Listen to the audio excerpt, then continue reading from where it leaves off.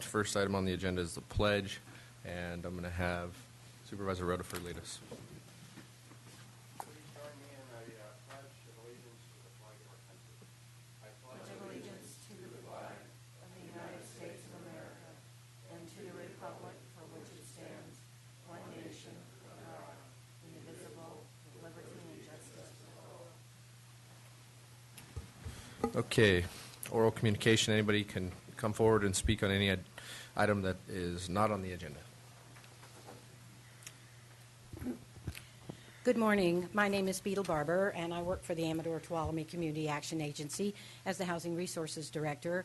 And I'm here this morning to just mention my concerns about the ordinance recently passed by the City of Sonora, making it illegal to be homeless within the City of Sonora.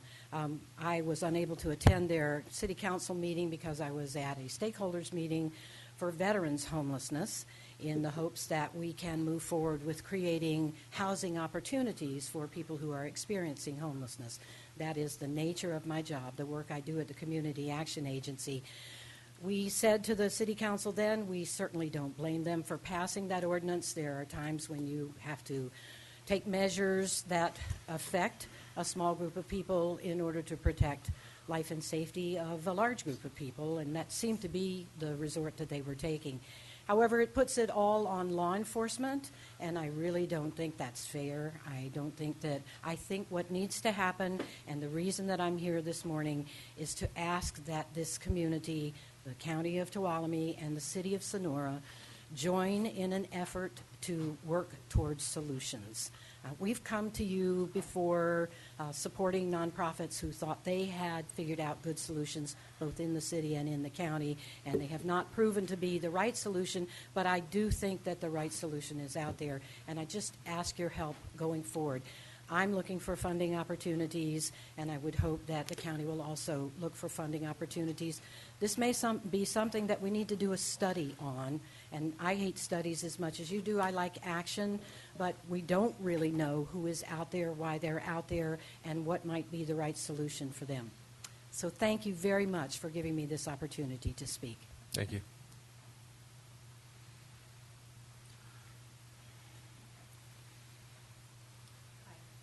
Good morning. My name is Dina Corsa, and I'm just here to see if the board would consider banning single-use plastic bags in Tuolumne County. There's 100 jurisdictions that have already done that in California.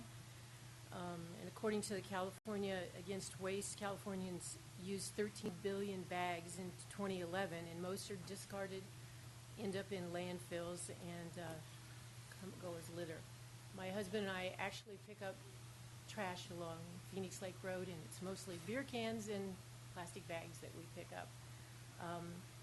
There was a 3-year study done by California Recycle that concluded that fewer than 5% of the bags are actually recycled. And if you look at the debris around our area, it's mostly the bags you see blowing everywhere. They're a real hazard to marine life, to our creeks, to our sewer systems. And actually in San Jose, their city bag ban reduced their litter by 89% in their storm drains, 60% in their creeks, and 59% in the streets and the neighborhoods. There was an article written, I brought a couple of copies, about it's time in California to get rid of the plastic bags. It was written by Bruce McPherson. I know Bruce. So I just highlighted some things so that a study could maybe start on banning them in Tuolumne County. So appreciate your consideration for looking into that and maybe taking care of this problem that we have in Tuolumne County. Thank you.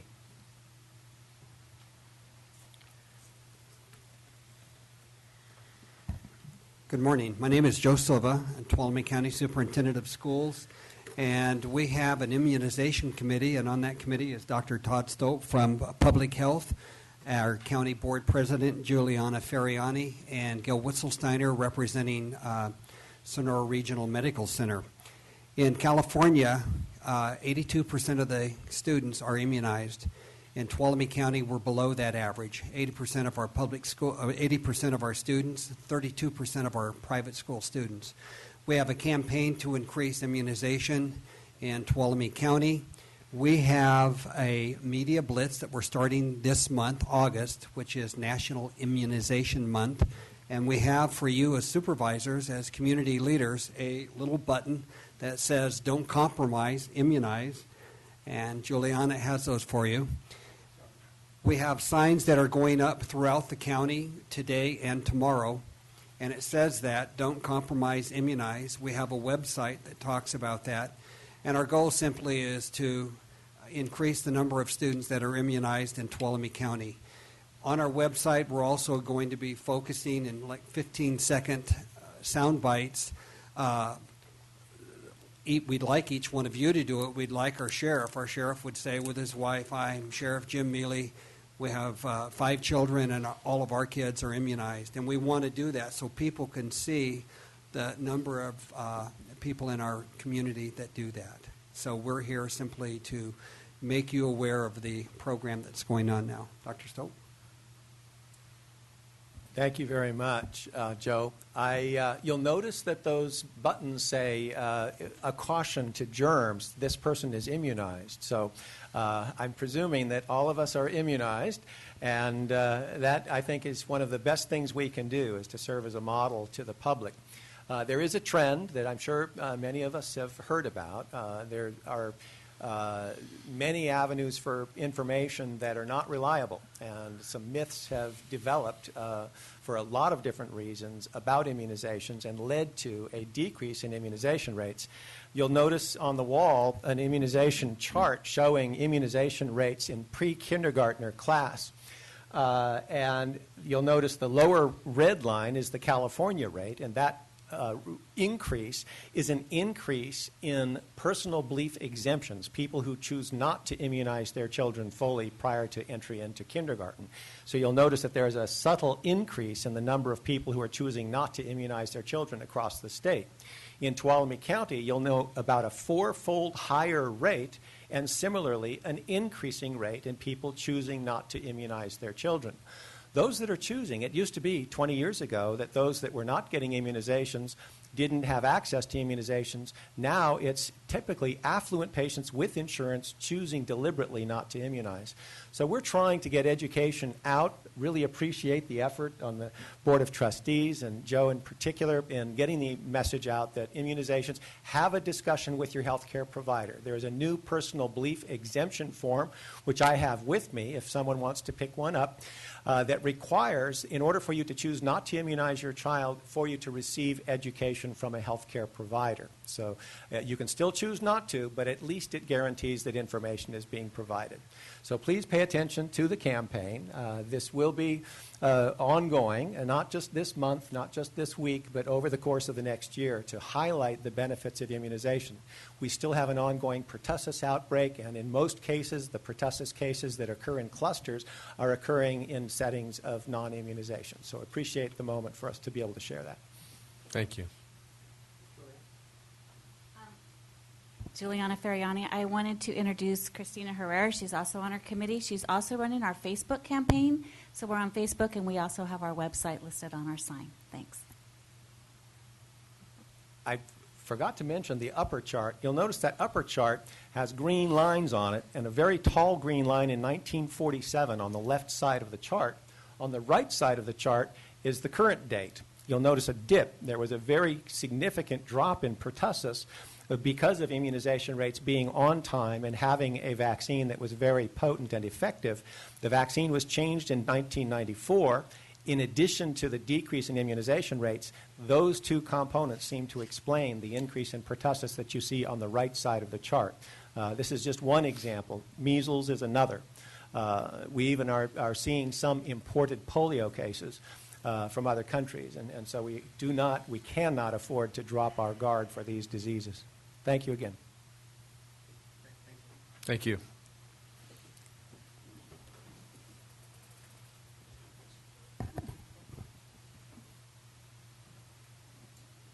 Hi, I'm Patricia Walker. I'm an in-home health service provider, and my sister Loretta will be speaking in a moment. She is my client, and I work for her. This has made it able for her to be able to have confidence when she's in her home, working for her. And this is very important because she was having falls and things like that before I started working for her, and the state pays that, and you, as the Board of Supervisors, approve raises, and that's why I'm here to ask, to have the raise above the minimum wage. And I just want to thank you, and here's Loretta. I believe that the workers need at least a 5% raise, at least $10 an hour, like the governor said to do.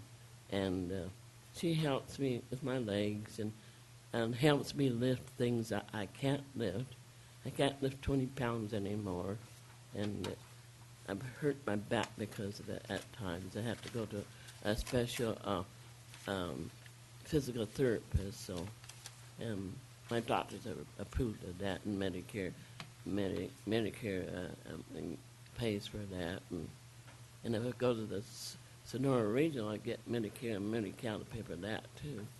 But she does help me a lot, and thank you. Thank you.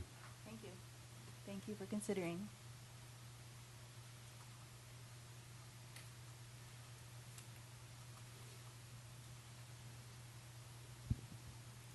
Good morning. My name is Debbie Batista. I'm in the Register of Voters for Tuolumne County, and I just want to remind everybody that this is the last week. If one wants to take out papers to run for office in any of our special districts, that would be kind of like the fire districts, the community service districts, or our school districts. So one has to be a registered voter in that district. One doesn't have to collect signatures. And the closing time will be at 5 o'clock this Friday if the incumbents are running. If the incumbents do not run, it's open for 3 more days. It's really open for 5 more days, but we're not open Saturday and Sunday till this Wednesday at 5 o'clock. So if one is thinking about getting involved in local politics, now would be a great time to sit on some of the boards. If one has a lot of children and wants to have a say in their school, sitting on one of their school boards is very helpful and informative. So now is the time to come in and visit the elections office and take out your papers. Thank you. Thank you. So any other public comment? Okay. Close that. Mr. Chair, I do have a non-agenda item I'd like to. Okay. It's been passed down the dais, but given what happened on Sunday, we'd like to add a report on the Twain Hart Lake Dam incident, and certainly it came up subsequent to the posting of the agenda with some urgency. So I'd like to add that as item 9A. Okay, can I get a motion to add that? So moved. Okay, I got a motion and a second. All in favor? Aye. Aye. Public comment? Hello. Okay. So we're good on that. All right, could the clerk please read our consent calendar?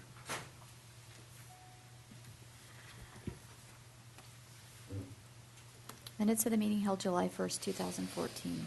Finding that a summary of ordinance number 3253 through 3356 were published. Approving amendment to a conflict of interest code for Tuolumne Utilities District. Adopting resolution to accept an offer of dedication of public road and utility easement Green Springs Run by rejecting the road easement and maintenance or inclusion into the county maintained road system, and resolution to vacate excess road and utility easement over the old alignment of Green Springs Road. Adopting a resolution consolidating school and special districts with the consolidated general election held on November 4th, 2014. Approving a discharge of accountability for 11 accounts totaling $12,399.47 in the ambulance enterprise in accordance with Government Code Section 5259. And as the Air Pollution Control District, setting a public hearing to review and receive comments on the Air Pollution Control District fiscal year 2014-15 budget for September 16th, 2014 at 1:30. Thank you. Would any board member like to pull an item? I'd like to pull 5. Item number 5, anything else? Okay, got a motion excluding 5. I move on the consent agenda with the exception of number 5. Second. Motion second. Any public comment? Call for the question. All in favor? Aye. Carries 5-0. Clerk, please read 5.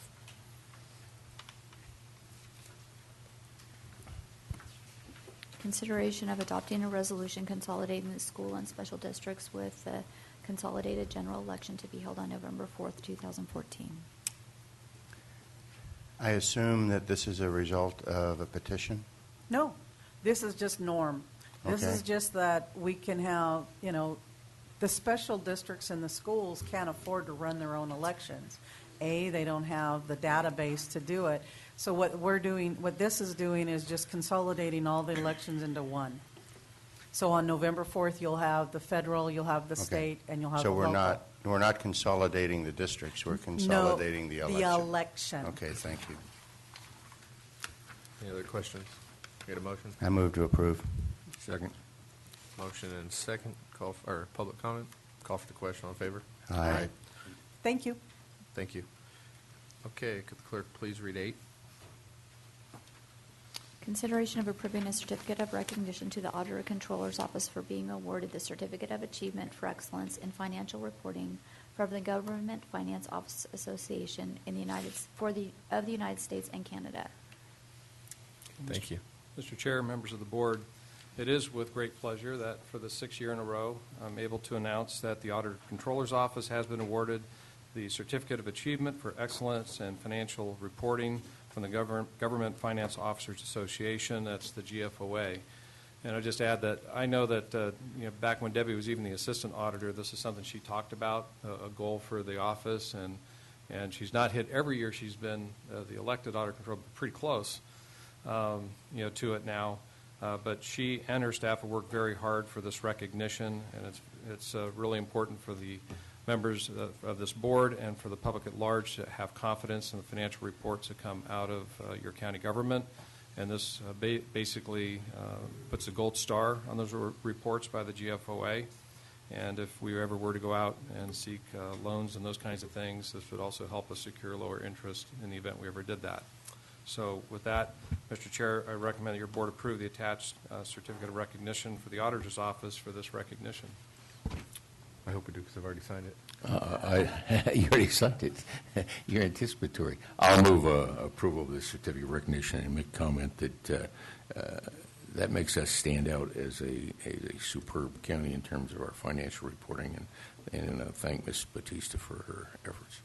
And I'll second the motion and echo those comments, and thank you very much, Debbie, for everything you and your staff do. Okay, we have a motion and second. Any public comment? Call for the question. All in favor? Aye. Carries 5-0.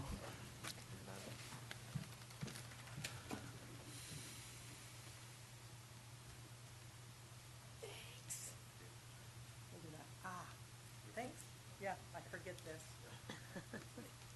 As you guys said, it really is a joint effort, and I have to thank my staff, because without the staff, this would never happen. And if one is bored and wants to look at our financial statements, they are on our web page. And most of the statistical stuff that you see or the statistical schedules that you see at the end is a requirement of GFOA, and some other entities don't have that. And it's very enlightening if you want to go look at some of the different things that are happening in the county that aren't just fiscal. And if you have a chance, come down and see, now that you've hit 5 years, they gave you a really nice plaque with little gold stars, I guess. Come down and see it. It's hanging on the wall. So, again, thanks to everybody in my office, and we're planning to go for it again this year. Thank you.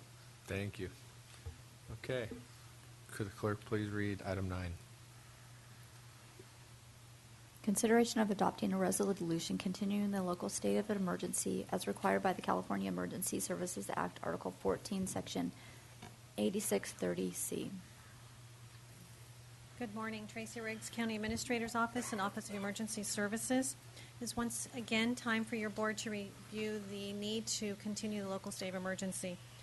You'll notice that the resolution in front of you, it has been changed. It is updated with more current information.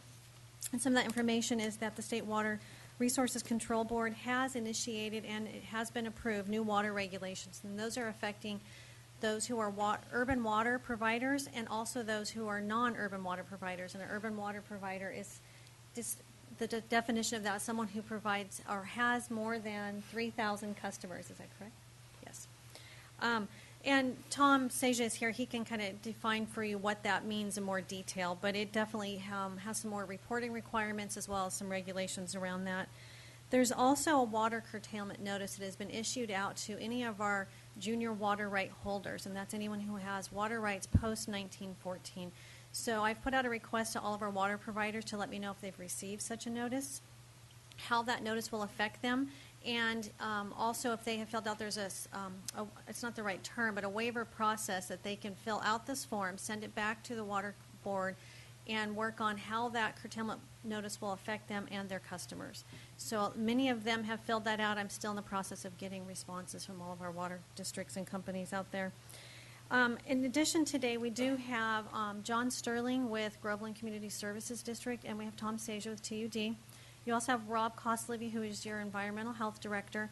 He can provide an update on the wells, what the impact he has seen over the last few months on that. As you will see, that's been included in the resolution, that he is seeing an increase in the number of applications, and about 23% of those new applications are related to wells being affected, whether they've gone dry or just not providing enough water anymore. So with that said, what I'd like to do is start out with John Sterling with Groveland Community Services District. He will provide an update to you as to what their water system is experiencing and some changes that they're looking at happening over the next few months.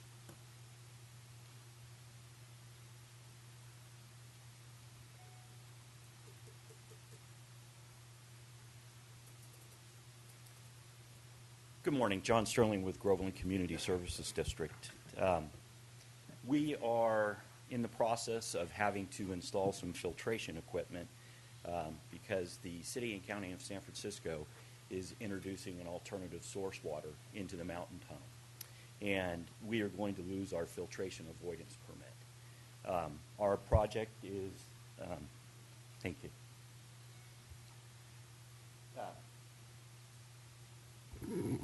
Sorry about that. So City and County of San Francisco are moving forward on the Lower Cherry Aqueduct project.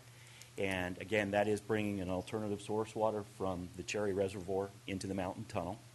And we would not be able to fully supply our community without the installation of this additional filtration equipment. We're going to be about 580,000 gallons a day short for our peak daily flows. So we received, along with City and County of San Francisco, a filtration avoidance permit from California Department of Public Health in 1993. And the source water of the Cherry Reservoir does not meet the same criteria as the water from the Hetch Hetchy Reservoir. We did consider trying to apply with the Health Department to maintain a filtration avoidance permit with the source water from the Cherry Reservoir, but the Department of Public Health did not feel that we would be able to do so or achieve that permitting process. The introduction of the alternative water source is looking like November of this year. We currently operate a alternative water treatment plant that Pine Mountain Lake is our source water, and it is not capable of providing us our peak daily flows, so we are required to install an additional filtration system. So again, it's going to leave us about 580,000 gallons short unless we install this equipment, and that's our existing plant that draws out of the Pine Mountain Lake. So our project is expected to be about $1.7 million. We've ordered the filtration trailer, and the district has put down a $200,000 deposit. Our board of directors declared a district state of emergency at the end of June, and we are at a stage 3 drought condition, which is a mandatory 20% conservation and restrictions on outside water and irrigation. The district also went through the process of a Prop 218 for a drought rate increase as our revenue has declined significantly as conservation efforts have gone forward. So the period for March through June compared to last year, revenue is down about $71,000 in our water fund. We've submitted grant applications. We were approved for USDA for $500,000. However, it is contingent on the district getting at least one, if not two other grants to make up the $1.2 million that we're short. And that's just kind of an overview of the mountain tunnel in the city of County of San Francisco and their supply. Happy to answer any questions. John, just a quick question. You mentioned you are short some money, and could you just kind of expand on what you guys are planning on trying to do right now? Well, first of all, we have to thank the county for all their assistance, and specifically Tracy Riggs. She's been very fundamental in working with the Office of Emergency Services to assist the district in trying to achieve these grant funds. We have a grant application in with the Department of Public Health for $500,000, but through Tracy's office, that grant has actually been expanded to $1.2 million request. We keep hearing that we'll find out at the end of the week. So we're really hoping it's this week. A lot of effort has gone on in the background on our behalf, so we're very grateful for that. We also have a grant application in with the local IRWA, the Regional Water Management Program, and we were asking for $750,000 there. The challenge there is that money is going to be coming a little too late. We need to be able to fully fund this project 90% by September 15th.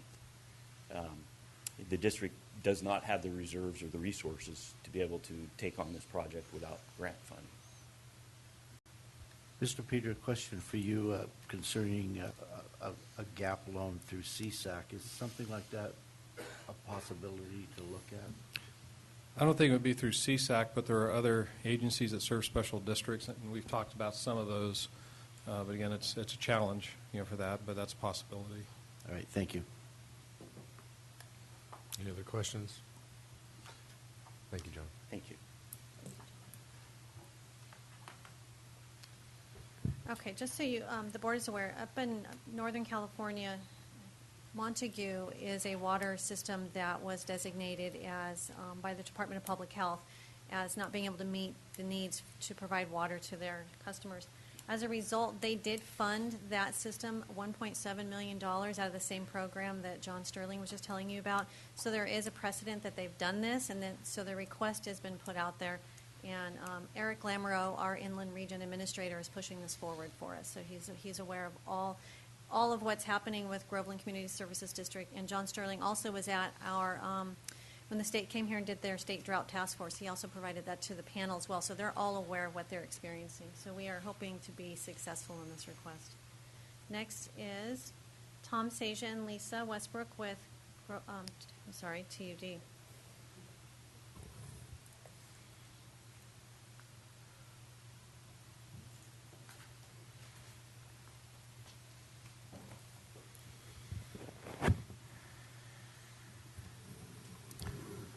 Good morning, Mr. Chairman, members of the board. Before I get started, I called Tom Trott yesterday morning to discuss with him his status. As you might recall, they have drilled a new well. They also applied for funding for that through Tracy and Department of Public Health. They have received all the paperwork, and that funding is secure for them. So Tom's in good condition from that respect. We're going to start with just a little bit of review from a statewide perspective. This is what it looked like on July 29th. That's when they issued the slide there on the right, where it showed us mostly in the extreme brown portion, or exceptional drought, as they term it.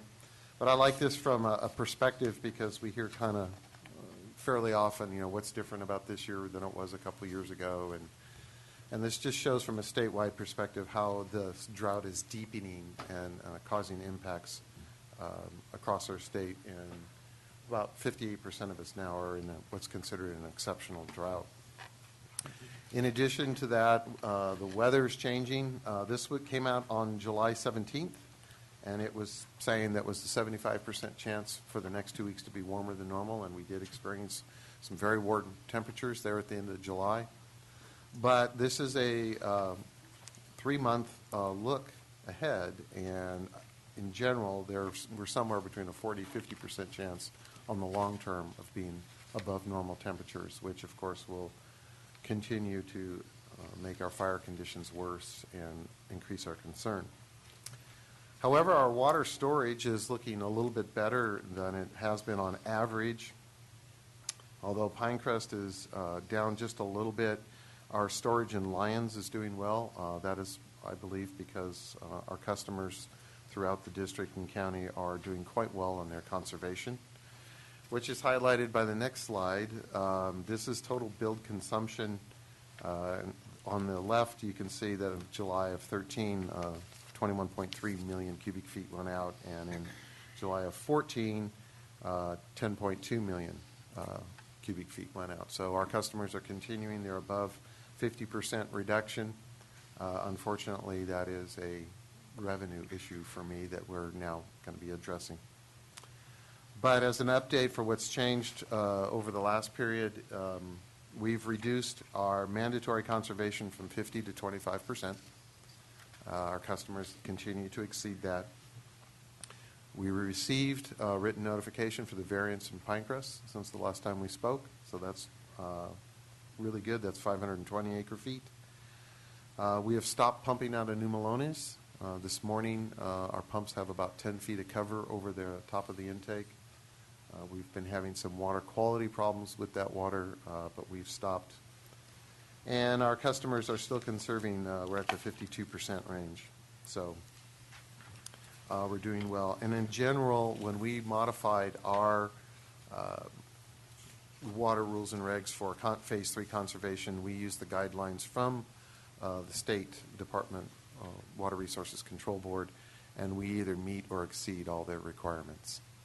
So we're comfortable with that. Any questions for me? Just one question. The quantity of water that you've taken from New Melones, do you have any idea? About 70 acre-feet. Okay, thank you.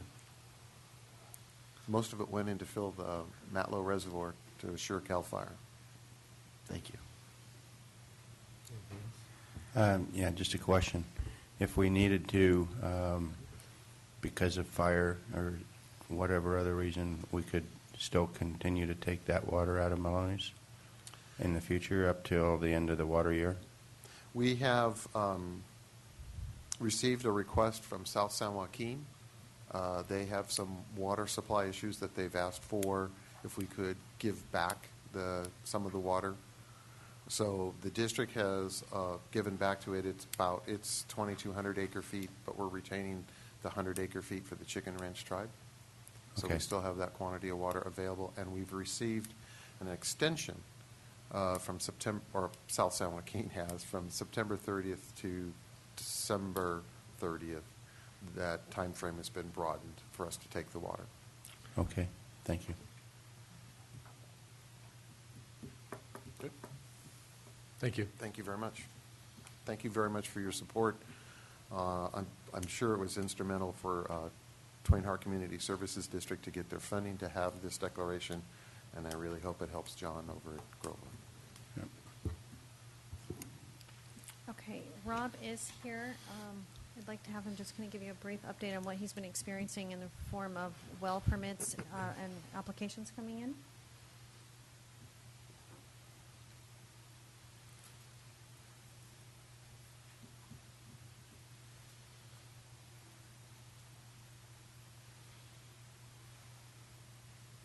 Good morning, Rob Kostovi, Environmental Health. Just to reiterate what Tracy mentioned already this morning, we are seeing a dramatic increase over our well permits from over the past 5 years to where we're at today. It's right around 23%. I haven't had a chance to run the numbers from last week. I was off. And we're hearing from our drillers about several ranches now that are starting to experience the effects of the drought. A couple weeks ago, I did a well seal for a ranch out in the Don Pedro area, and they had 5 springs that fed a pond, and it's been in the family for over 100 years, and essentially it went dry. And when I drove through that 1,000-acre parcel, there were several cattle that were freshly decomposing, and whether it's from the drought, I don't know, but I know that that rancher had to relocate all of his cattle to Wards Ferry Road, and the driller that drilled that well said that he's now experiencing well issues on the Wards Ferry, so he's going to have to drill some more wells. And that kind of amplifies exactly what we're seeing throughout the county. It's not just one specific area, it's all over the place. And if we can get the residents of Tuolumne County that are on wells to conserve, like TUD customers and GCSD, is greatly going to benefit them come the fall, because as the drier season still continues to ramp on, and we don't have that water well recharge, it's only going to compound this problem that we're seeing. And so I urge all of the residents of Tuolumne County to continue their efforts and to consider that this is a real ordeal. It's not made up, and really do their effort to conserve this water that we have in the ground. And if you have any other questions, I'll be glad to answer that. Just a quick comment, because I was at the Farm Bureau dinner last week, and ranchers are really experiencing some problems. I know some folks on the Algerine ditch that we know that ditch was cut off, but they're having some well issues and really very concerned about some stock water. But I want to be clear, I don't think we've had cattle death yet from this, but I know the ranching community is really experiencing a hit, and they are trying to move cattle around. And I would just caution, it is the same problem. Hay is very, very expensive, and you cannot sustain an operation if you have to move to an area and feed hay as the forage for very long. So they definitely are experiencing a lot of problems with this. So. Any other questions? Thanks, Rob. Okay. So we need a motion? Sure. I move that we approve the resolution continuing this local state of emergency due to the drought. Second. Okay, motion from Rutherford, second from Gray. Any public comment? Call for the question. All in favor? Aye. Aye. Carries 5-0. Okay. Could the clerk please read 9A? Presentation and status report on the Twinehart Lake Dam incident. Mr. Chair, members of the board, again, this has been fairly well chronicled in the public, but just to touch upon it, it seemed like an eternity ago, but it was just Sunday mid-morning when folks that were at the Twinehart Lake heard some popping noises and some dust clouds rise from what they call the rock next to the dam in that area. The folks who run the Twinehart Association, Lake Association, runs that lake, and they took the initial actions to start clearing folks out of that area. The Sheriff's Department, the Sheriff and Undersheriff, both present with members of their staff, really took control of that. We had CAL FIRE present, other fire agencies, the Twinehart Community Service District, members of their staff. We had Mr. Seja and some of his staff from TUD came up to assist with all that. But the main thing, which they achieved quickly, was to get folks out of harm's way right immediately around the reservoir of the lake. And we're trying to investigate what had happened when some cracking was found, both on top of the rock and in places where the rock interfaces with the dam. And there was water that was seen coming out of places that normally it doesn't, and that was concerning to people. Go figure. And they decided a good thing would be to start some releases from the lake, and that started around 2,000 gallons per minute. It was estimated that would take a couple days at that pace to lower the reservoir just by 10 feet, or the lake by 10 feet. I thought it was a good idea, working with the sheriff on some public messaging that went out, both through the media, news releases, and also through our Everbridge software. That's our new reverse 911 software, something that a lesson learned from the Rim Fire was to replace that software, and we did, and used it for the first time to notify folks downstream from the Twinehart Lake that increased flows would be coming their way and basically try to stay out of those waterways.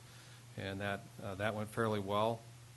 That evening, folks from the State Division of Safety of Dams showed up, a lot of engineers looking at the reservoir, and they decided the best thing to do, they've, I think, found some additional areas of concern lower in the dam, and they decided that it'd be best to start releasing maximum flows, out of the reservoir and get it, or the lake, and get it basically drained as soon as they could. So those flows were increased beyond what we initially reported to the public that evening, and then by mid-morning, yesterday morning, the lake was essentially drained. So it was good. No one, all the public were out of the way, both at the lake and below. And then there was additional popping that was reported, additional cracking that was reported yesterday.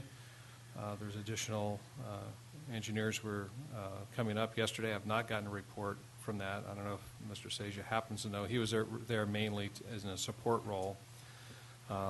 Like these things typically are, it was a multi-agency response in the emergency response, but it's going to be a multi-agency response in trying to figure out, what the problems are, what it's going to take to fix it, because they have both the problems, with the dam and the integrity of that structure itself.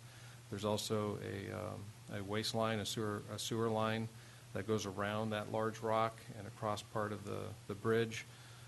The Twain Harte Community Service District staff did put in a temporary bypass of that sewer line in case there's any more slippage on the rock, that there'd be no spillage, from that. And they're still in the assessment mode. As far as what could be done or what's going to be done, we don't know, yet. There's going to be some time to figure out what the problem is exactly, what they need to do in response to it as far as the dam structure, the integrity of that.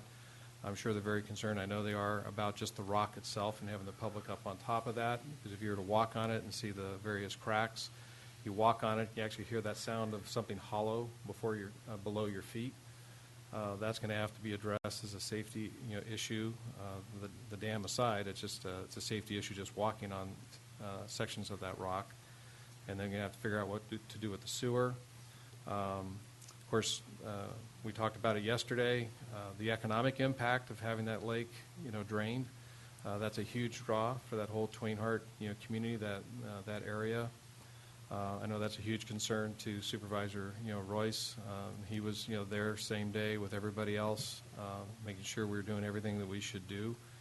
A big concern to him, and I know to all of the board members. That's not only an impact to that community, but the county in general. And this is on top of the rim fire, on top of the government closure, on top of drought. Now we have this. Trying to get financial aid for this is going to be interesting once we know what the problem is and what we're going to try to do to address it, because it is a private lake. And usually the kinds of programs that we tie into are more geared towards public-owned facilities. We're going to have to make a case about the value of that from emergency water supply. From that angle, certainly we can talk about the very real sewer threat that we have there, and that's the angle that we're going to have to go. So those are the big themes of what has gone on over the last couple days. And again, all agencies in the county, and also we did have State Office of Emergency Services here as well, as they're always so good to do. And we will work together to see whatever we can do to try to figure out, what we need to do to fix this, and what the cost might be, and what, if anything, we can do to help with the cost of effecting whatever repairs need to be done. And with that, I will finish my report. I don't know if Tom or the sheriff might have anything they'd want to add. No? I have one question. As you were releasing the water out of Twain Harte, and you were had the same releases coming out of Phoenix, is that correct? And there was no process or ability to increase storage capacity at Phoenix?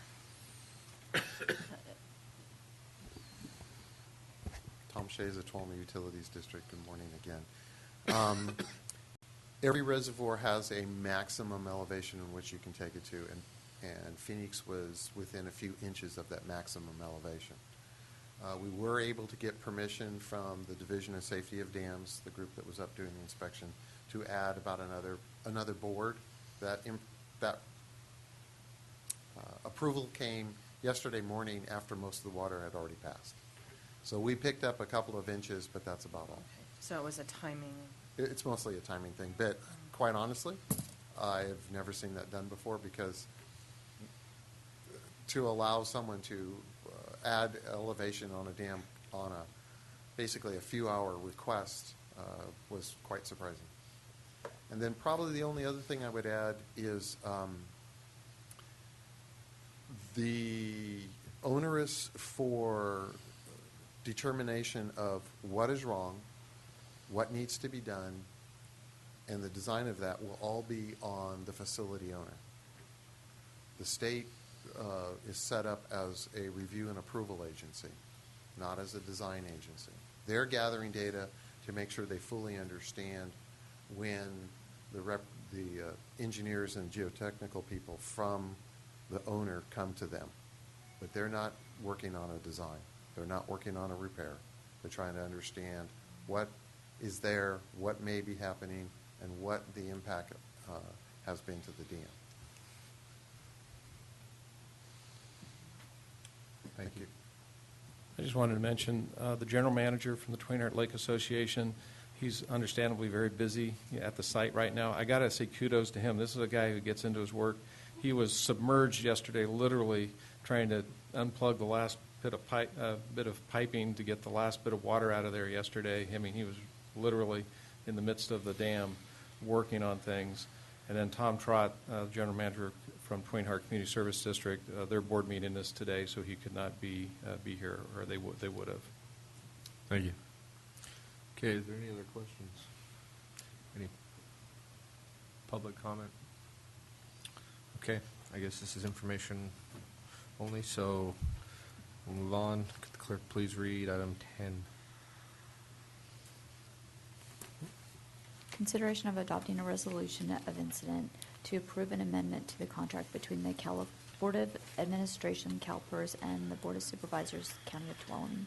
Mr. Chairman, it's my recommendation that we postpone this one until after closed session. Very good. Clerk, please read 11. Consideration of approving a certificate of acceptance allowing for recordation of the quitclaim deed assigning real property from the Sonora 49er Rotary, Inc. to the County of Tuolumne. Thank you. Staff report. Morning, Daniel Richardson, Deputy County Administrator, also your interim airports manager. This certificate of acceptance that we're considering today is on airport property on South Airport Road. We'll call it over a decade ago, back in 1999. The county voted to allow, the Board of Supervisors allowed the Sonora 49er Rotary to construct a building on county airport property. The purpose of this is to store a bunch of equipment that the 49er Rotary uses for fundraisers.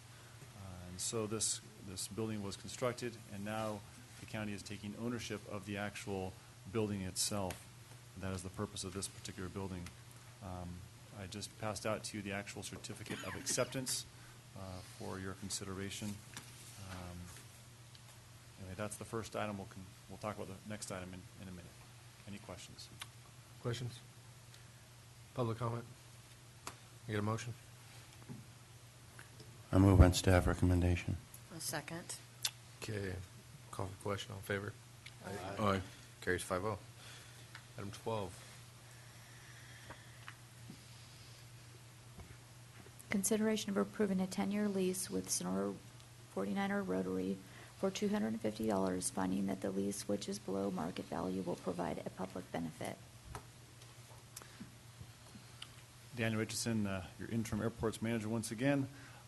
This is a lease back with the 49er Rotary, so they can remain in this building for the same purposes which I earlier stated.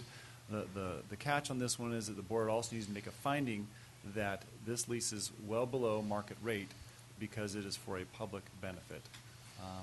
Rotary, the fundraisers they do, they give back to the community for many philanthropic reasons, and so they're a great institution, and what they do for us is amazing. Many volunteer hours. This building was actually constructed with volunteer labor. It was donated. Everything about it is volunteer and very community oriented. So that is the catch of this lease. It's a 10-year lease for $25 a year for your consideration. Questions? Public comment?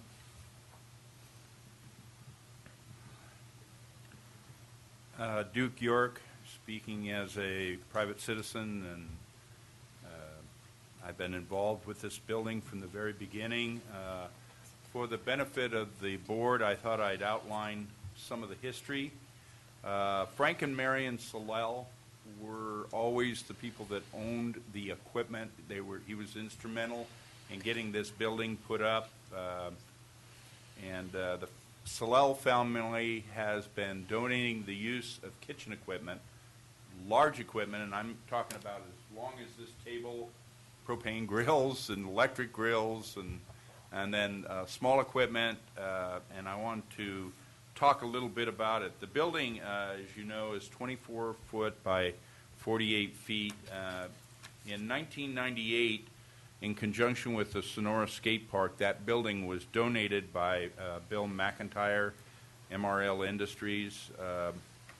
It was for the purpose of putting up bathrooms out at the skate park, but it was a little bit big. That's a little bit large for a bathroom. So I was wondering what to do with the building, and Frank Solel assured me that he had a purpose for it. So if I would give him the building, he would make sure it went to a good community purpose. And in April of 1999, the Board of Supervisors approved the original lease agreement. And then in June of 1999, I did some free engineering for the building. I also worked on the legal description that was used in the lease agreement, donating my time for that purpose. In 1999 through November of 2010, the large equipment has been stored in that building out there at the fairgrounds for all that time. It made it a lot easier to check out and return the equipment. But the small equipment remained at the family home. Frank Solel passed away somewhere in 1999 or 2000, but his wife always would check out the small equipment. In May of 2010, at the behest of Marion Solel, I submitted a request to the Sonora Area Foundation so that we could acquire the equipment for the benefit of the community. That equipment was then purchased in November of 2010 for the price of $22,602, courtesy of the Sonora Area Foundation, and it went to the Solel Family Trust. A specific purpose for that equipment was the continued free use by the public for community benefits. In June of 2011, we put another $1,200 into the building to provide for the storage of the small equipment, and thank goodness my wife was very upset that we stored that equipment at our own expense for many years, but that we finally got the small equipment into the Frank Solel building. During that period, all those years, from 1999 to present, Paul Holloway has donated his time and expertise in checking out and the equipment for the community benefit and doing repairs on the equipment quite often. I just thought I'd list some of the groups.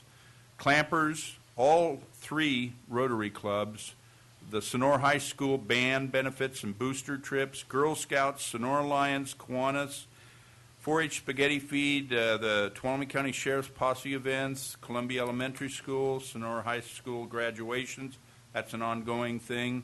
CDF for wildland fires. Probably the most notable event was in 1986 at the complex fire evacuation, where they had everybody at the fairgrounds down here.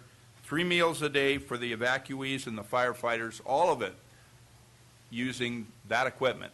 to provide that benefit during that event. Let's see, Children's Christmas Party, Vietnam Veterans, CDF, I already covered that one, Christmas Eve dinners, St. Patrick's Parish events, Father's Day fly-in, miscellaneous fundraisers for victims. Whenever somebody, cancer victim or somebody passed away, they do those fundraisers there at the fairgrounds and use that equipment. Lutheran Church Bible School, Jamestown Elementary School, Masonic Lodge, Black Hats, American Cancer Society, United Way, American Heart Association, Boy Scouts, just many events at the fairgrounds, too many to mention here. Sonora Parent Nursery, Columbia Street Dance, Skate Park fundraiser, Waldorf School, and most recently, during the Rods to Rails event in Jamestown, the Jamestown Parent Teachers Organization used it for a fundraiser for a spaghetti feed. Like I said, this community benefit has always been tied to that equipment and that use. And if you actually figured out the millions, and I'm talking about millions of dollars raised using that equipment, it truly is a community-wide benefit. Thank you. Thank you, Duke. And I doubt anyone has any questions. No?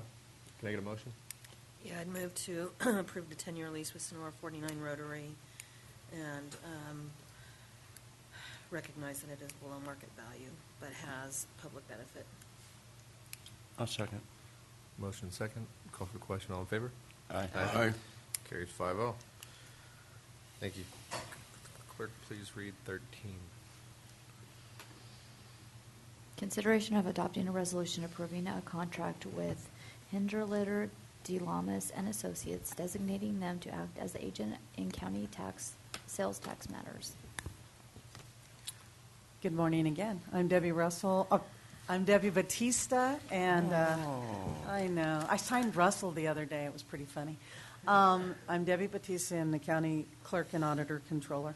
What you have in front of you is a contract with HDL. It's easier to say that. And they will become our sales tax agents with the Board of Equalization. We will get twofold out of this. One, we get to use their software where we can look at all of the different businesses in Tuolumne County. We can look up for spikes. We can look up for decreases. We can look at patterns. We can look at trends. We'll meet with them quarterly to look at the different businesses in Tuolumne County and what's happening. And they can also act as our agent if we see a trend where a business is materially decreasing in their sales tax. We can actually authorize them to do audits on behalf of the State Board of Equalization and us with that business. And so this will give us another tool to look at local revenues and be able to project a lot clearer than how we do it today. And just for any businesses that are listening, all of this information is not public information. There will only be a handful of people who will have access to it. We can provide reports that no way determine how much sales tax Walmart has, how much sales tax the mom and pop grocery store has, but can reflect the sales tax, for example, for food in Tuolumne County, or other ways to look at some of the different revenues, just not be able to identify any particular business, because I don't look good in orange. Thank you. Questions? Can I get a motion? I'll move on staff recommendation. Second. Motion and second. Any public comment? Call for the question. All in favor? Aye. Carries 5-0. Thank you again. Thank you. Let's go ahead and do 14. Consideration of approving correspondence supporting Give Someone a Chance for its veterans housing application under the Veterans Housing and Homeless Prevention Program. Staff report. Thank you, Mr. Chairman, members of the board. Sheila Shanahan, Housing Program Coordinator. Give Someone a Chance is a nonprofit organization spearheaded by Dick and Hazel Mitchell. You may be aware that they're working to build a center for homeless individuals and families to provide housing and supportive services. They purchased property on Eagle Ridge Drive for a residential care facility, thrift shop, and vocational training facility, and the county issued a conditional use permit to allow the project.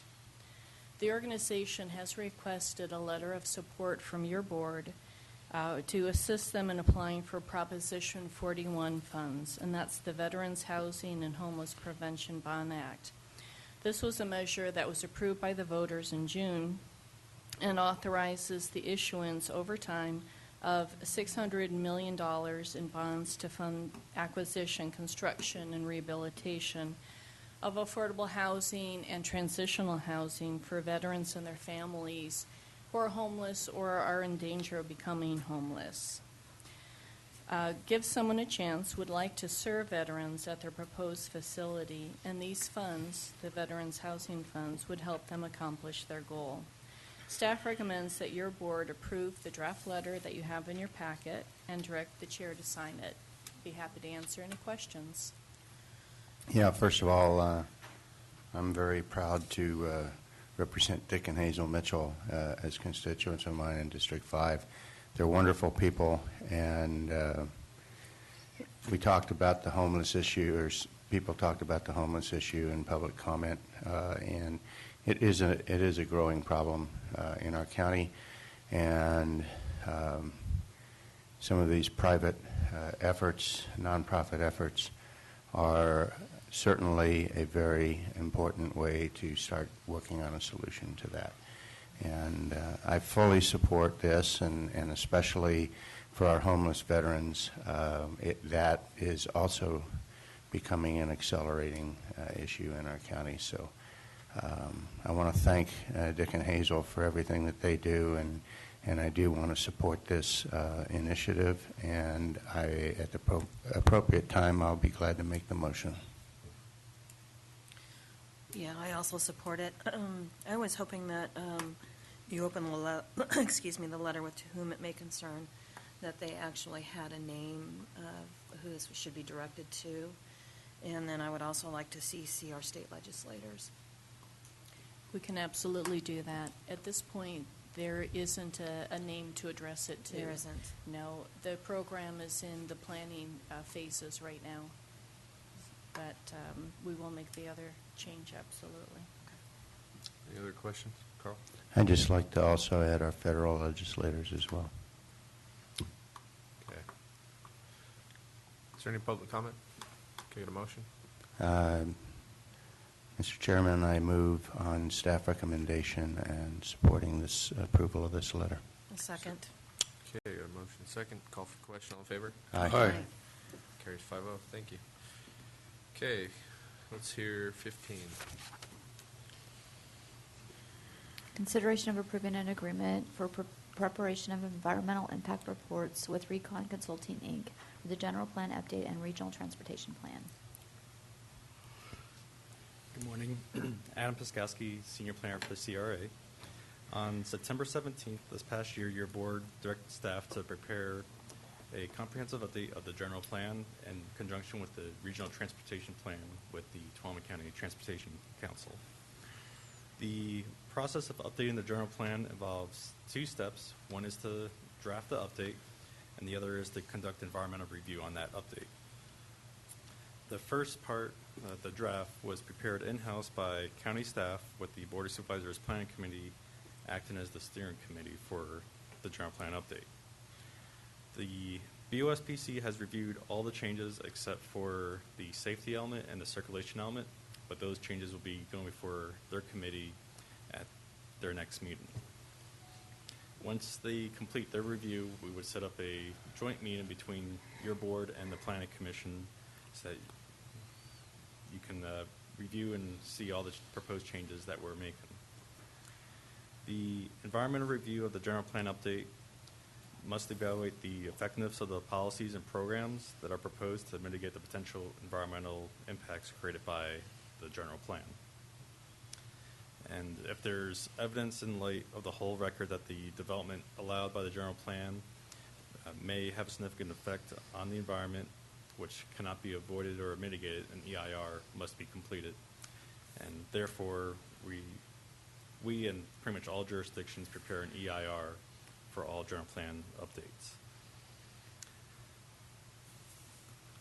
On June 3rd, staff issued a request for proposals to consultants to prepare the environmental impact reports for our general plan and also the regional transportation plan. During that time frame, we received 2 proposals, and we had a committee which included CRA staff along with TCTC staff to review those proposals. Out of the proposals, Rincon Consultants was the most qualified consultant firm to prepare the EIR. They were also the consultants who conducted the recent Tuolumne County General Plan and RTP evaluation, and also the greenhouse gas study for our county. The scope of work in the agreement obviously includes the evaluation of the general plan and the regional transportation plan.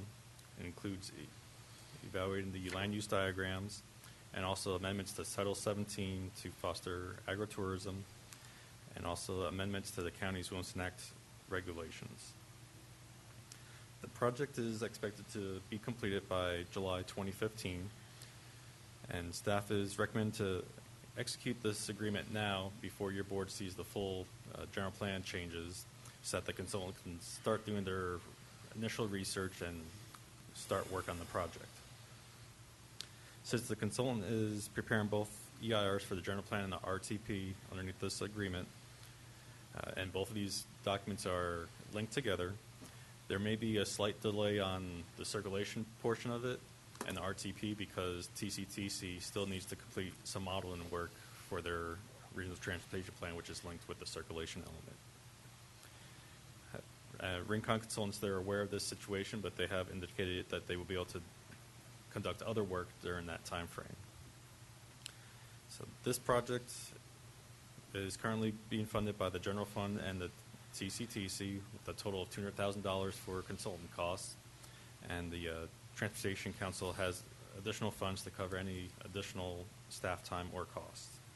So therefore, it's recommended that your board execute an agreement for preparation of an environmental impact report with Rincon Consultants for the general plan update and regional transportation plan update in an amount not to exceed $199,776. Just a quick question. The funds we have included in our current budgets, is that correct? Correct. Thank you. I thought we had some grant money that was helping pay for this. Did we apply for it and not get it? What's the deal? We have, as part of this blueprint and review of the general plan and regional transportation plan, utilize the community transformation initiative, which is through Dr. Stolp's program. So that's the Healthy Communities component. That money was for the last 2 years. There was no additional funding for this year. So there has been that grant money. Plus there was blueprint grant money from Caltrans that was used in the initial part of this project. When they did the blueprint preferred growth itself. scenario. That's right. Gotcha. Okay. So I guess we're going to fork out $200,000 for this. We want to make sure we get it right the first time. That's right. Okay. Other questions? Okay. Public comment? Bring it back to the board. Mr. Chairman, I move that we approve the contract with Recon. Was it? Rincon. Rincon. Do I have a second? I'll second. Motion second. Call for question. All in favor? Aye. Aye. Carries 5-0. Thank you. Okay. Let's finish 16 right now. Consideration of accepting the staffing and adequate fire and emergency response grant recruitment.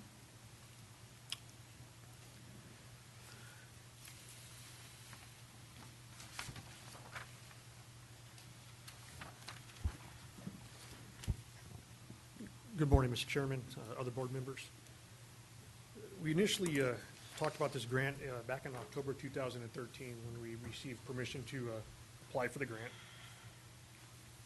We recently mid-July, received a notice that we were awarded the grant, so we're here before you today to seek your authorization for us to accept it. A little history on the volunteers in the county here. Currently, we have under 40 volunteers. Out of those 40 volunteers, approximately 10 to 15 of them are active volunteers. Active volunteers meaning they routinely respond to calls. This isn't only a department issue or county fire issue or a county-wide issue. It's a state and nationwide issue. Number of volunteers have been dwindling, due to careers, the requirements and training. With this grant, the main intention of it is to increase our number of active volunteers. As far as the grant, we've been awarded $543,984. The funds were not shown in our grant this year, but they will be shown as unexpected revenue at the final review.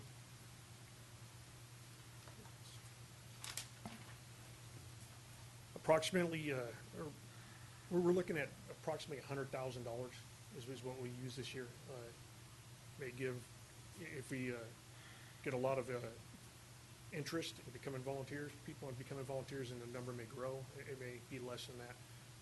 As far as knowing how well this grant's going to do, we won't know until after probably about a year when we start seeing a big turnaround and hopefully numbers. My goal is to double our numbers, have 80 volunteers and active volunteers, not people just saying they're a volunteer, but we want them to be out here in the community helping, responding to calls.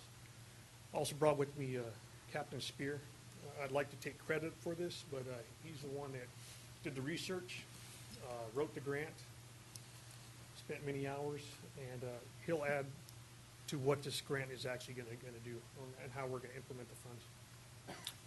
Yeah, we were lucky enough to be awarded this grant. I think I had spoken to the board a couple times about the grant and the recruitment and retention of volunteers. Since I've last spoken to you, some of our numbers have dwindled. We're hoping that with this funding, we'll be able to offset some of the costs associated with volunteers and be able to put those funds towards media as far as recruitment retention videos, media blasts out, local radio stations looking and recruiting for volunteers for the county fire agency. Some of our issues we have is the time to train these volunteers and the time that it takes away from their family and their careers. So we've dwindled the training hours substantially in the last year as far as requirements for new volunteers. So we're hoping that that's going to get out, and the word will get out to the county that the initial training is not what it used to be. The hours committed in the past are lower than they were. So it might be a little more advantageous for people to become volunteers in the county, which is what we need. The numbers we're looking at now are well below what we should be, and I feel with some of the money that we're going to be getting from FEMA, it should and hopefully help allow us to be able to recruit some more people in the community. Any questions? Questions? Just make a comment. I think this is great. This is exactly what we need to be doing as far as the volunteer program, and I really appreciate your guys' efforts on this. Again, I'd also like to, I know you guys are working really hard on this volunteer program, and I appreciate everything you're doing, and I move that we accept the SAVER grant recruitment funds of $543,984. I would second, and just a comment, thanks for the hard work. It takes a long time for this stuff to get through, but it does show that if we're a little aggressive, we get it. Thank you. Well, I appreciate you guys were actually there during the rim fire. I was doing some of the research at that time, also during the rim fire, so thank you. Yeah. I just echo the sentiments of my colleagues. Thank you. Is there any public comment? Okay, we got a motion and a second. Call for the Mr. question. Chair, just so you know, this money is not currently in our budget, but we'll take, the portion that will be used in the current fiscal year, we'll build that into your final budget. It'll come to you in early September. Perfect. Okay, we'll call for the question. All in favor? Aye. Aye. Okay. Thank you. Thanks, guys. All right, let's do reports, and we'll take a break. We'll go to closed session after the break, yeah. We'll read it first. Reports. Okay, let's start with Mr. Handbelt.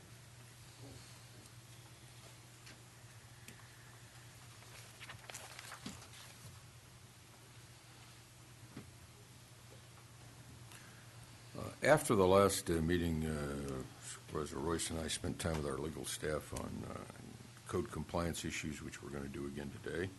On July 16th, Board of Supervisors Housing Policy Committee meeting. And then I met with some people who just wanted to talk about airports. I told them they needed to talk to our airports people, Supervisor Gray and Supervisor Rotifer, and hopefully they did.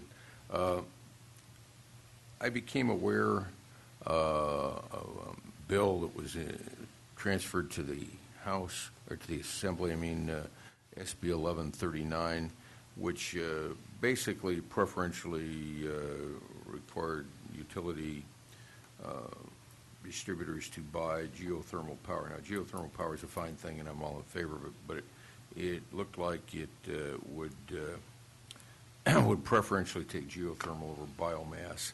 And so I wrote a letter opposing that from that perspective, asking for a more balanced view to include biomass, because we have 2.2 million tons of biomass out on the rimfire treatment area, not the whole forest, just the area being treated. On July 18th, I went to the Central Sierra Economic Development Authority. I met with Chuck Holcomb on his project. That's a project I'd like to see done and completed. He has some issues that he needs some help with. And I referred him to you, Supervisor Gray. Thank you. I do believe he lives in your district, but his project is in my district. I know, but Thank you. He came to me. I refer him to you. We, Supervisor Royce and I, went up to Amador County to deal with, do some investigation on some ATCA issues. I met with Supervisor Cope on economic development on July 19th, and I also met with a man from Tuolumne River Trust on rimfire recovery, member of YSS. And I sent by email an extensive program of proposed legislative actions for me for forest fire and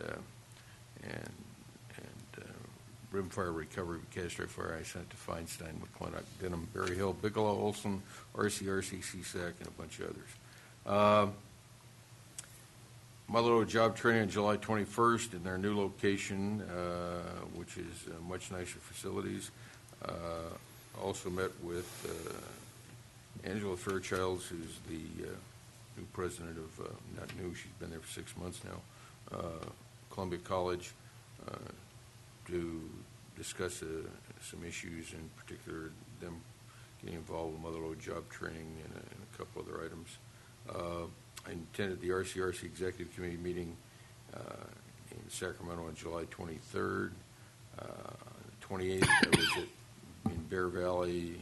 Actually, I just spent the weekend there at Bear Valley Music Festival, but I went over to join the Central Sierra Child Support Agency board meeting.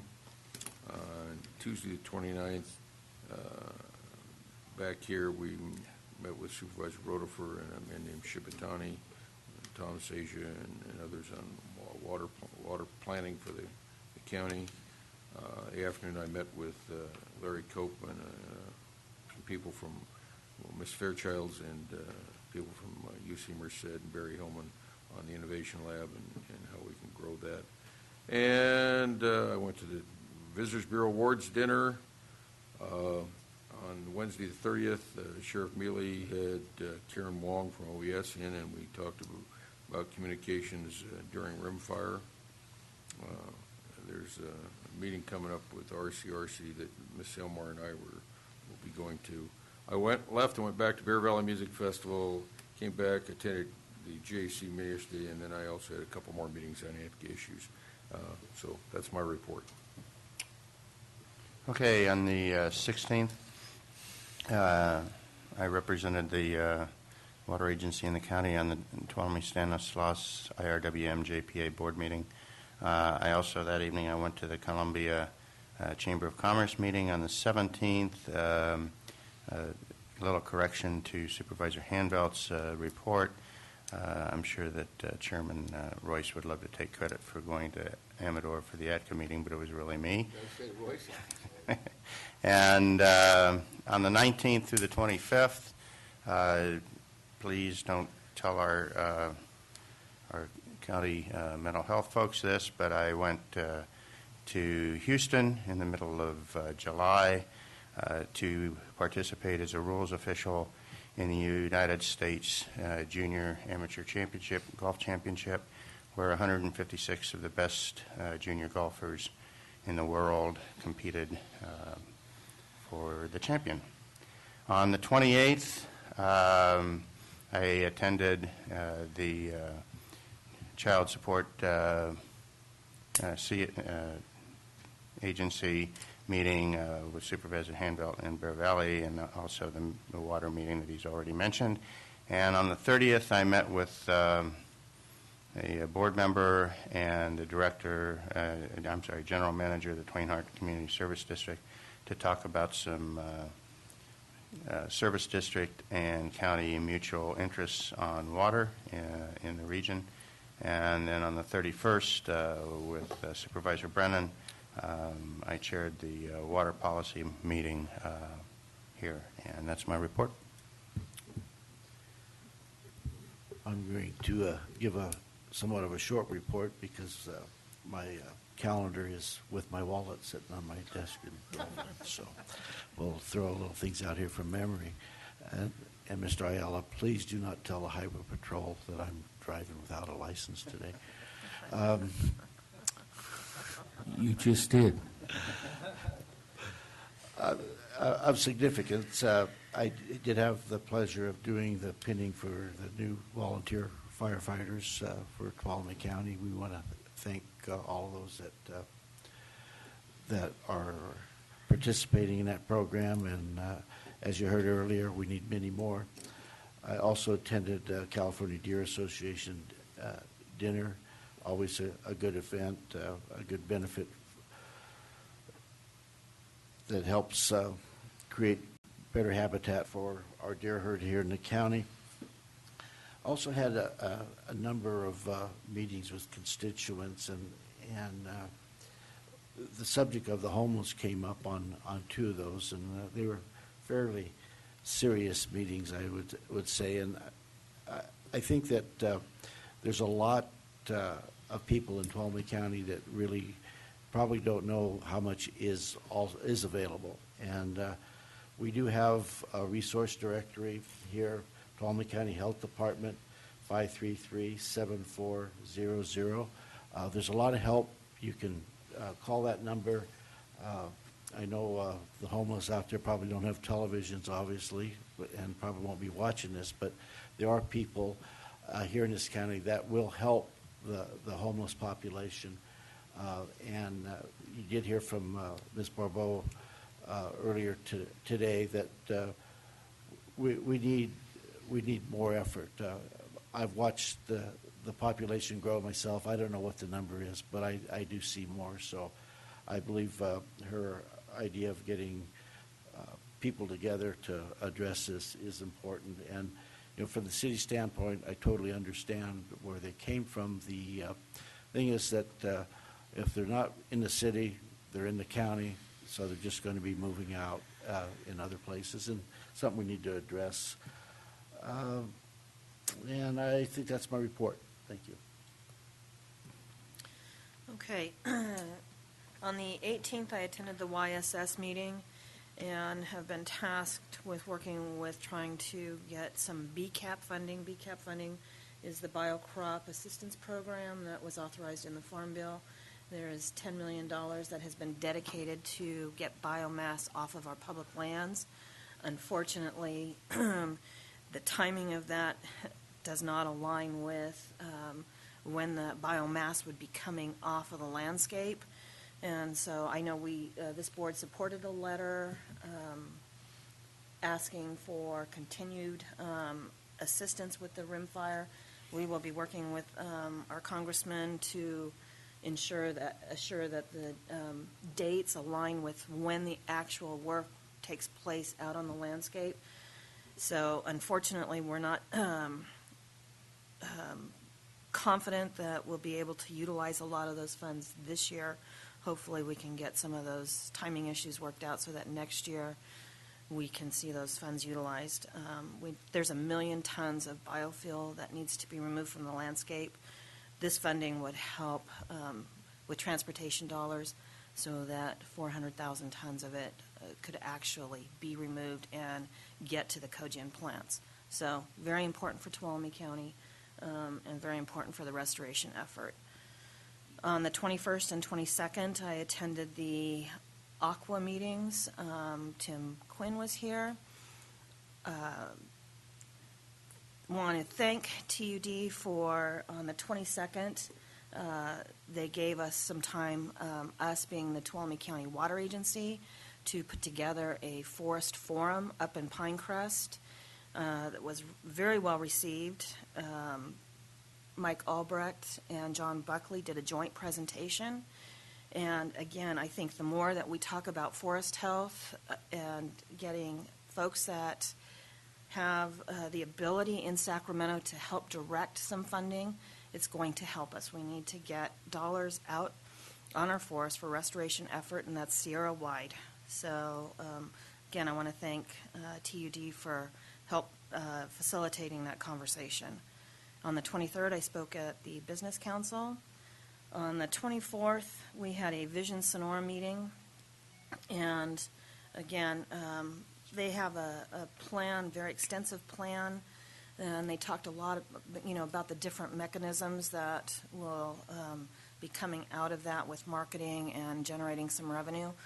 But a large part of that conversation also was centered around the homeless discussion, and the need to really get at some of the problems that's impacting our businesses downtown. And as if we've worked to kind of do some things on this end of town, it just has simply moved them south. So I would propose that we look at some homeless task force, and I can discuss that with Mr. Pedro. But we really need to get at this and look for some solutions. As John pointed out, there are a lot of resources out there. I don't know that is utilized as much as we would like, and why they're not utilized, I'm not sure. But we need to get at the issue, and like John said, as they move out of the city, they're just going to move into different parts of our county. And so I'll be working with Mr. Pedro on that and hopefully be reporting back. Thanks. Yes, thank you. Carlin and I have been working on code compliance issues, and we met with both supervisors, Hanvelt and Royce, last week, so we'll prepare to meet again today on that issue. Chris has been doing a lot of work on juvenile hearings, the research for tax collector and the assessor recorder. And then I attended at the end of July the Northern California County Council Conference. It was a really great conference, and I learned a lot. Chris and I participated in a webinar regarding police civil liability, legal issues. Really interesting. And then last Friday, I went over to the Social Services staff meeting and trained the staff on compliance with the Indian Child Welfare Act. Thank you. Clerk? Nothing to report. Mr. Pedro? Yeah, Mr. Chair. Some of the items that we've been working on include options to utilize our entitlement funds at the Columbia Airport. The board's expressed concerns about that, and we are working with an engineer on that to make sure we do put that to good use at the airport, and providing your board with some options to do just that. You may not know, but the second part, we had that accident several months ago out at Columbia Airport. The pavement was repaired a couple weeks back. The striping was also completed just about a week ago, and that was quite the dance because it was in between the fires that were going on to the north and the south of us. That was all coordinated with the contractor and the air attack base.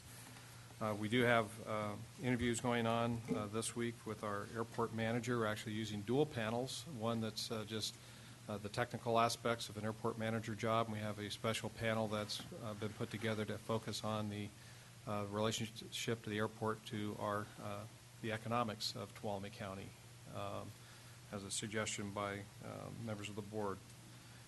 We've been busy refining numbers for the final budget, preparing year-end close documents for the auditor controller. Very sexy stuff, but takes a lot of time. We've been working, our facility staff working to help complete the space for the innovation lab for your visit today, and to open that program more importantly. On juvenile detention, the preparation of those plans continues. A lot of work. Mo's been extraordinarily busy working with the state, feeding them new information, but a lot of it is stuff she's given to them numerous times, but she's doing what's necessary to keep that project moving forward.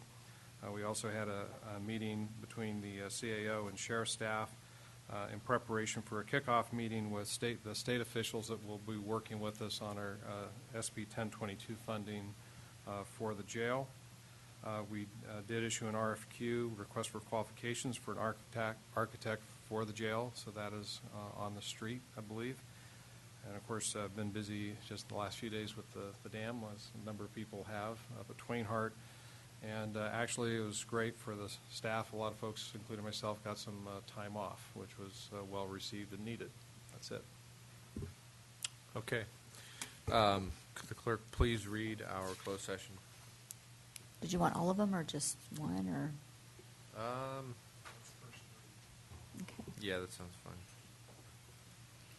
Closed session conference with real property negotiators, price and terms, authority, government code, section 549568, negotiators Craig Pedro, Maureen Frank, regarding approximately .62 acres, APN 565053 and 200-23, commonly known as the Law and Justice Center property. Conference with real property negotiators, price and terms, negotiators are Craig Pedro and Daniel Richardson. Authority Government Code Section 54956.8. Several parcels located at the Jamestown Mine, APN 58200-27 through 30, 30 through 35, and 560.01 through 03, and 59080-42.